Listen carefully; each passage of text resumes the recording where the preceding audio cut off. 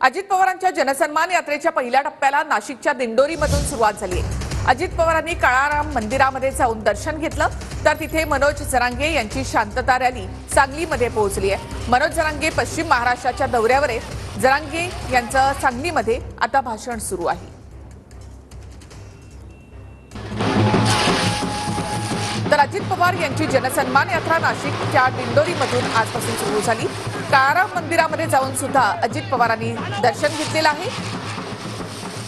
यात्रा सुरू झाल्यानंतर नाशिककरांकडून दादांचं असं जंगी स्वागत करण्यात आलं।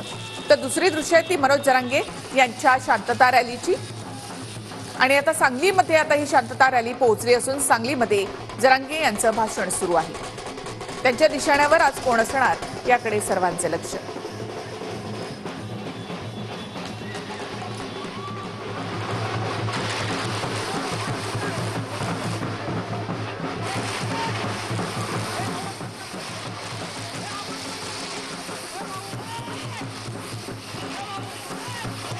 आजच्या या दोन महत्त्वाच्या बातम्या, एकीकडे अजित पवार यांची जनसन्मान यात्रा, दुसरीकडे जरांगे यांची शांतता रॅली।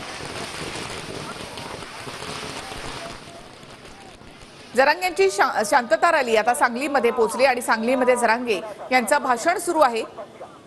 बाईक रॅली देखील यामध्ये निघालेली होती। सगळ्या पक्षातले लोक इथंच हरले, म्हणून त्यांनी असं ठरवलं की आता मला बदनाम करायचं।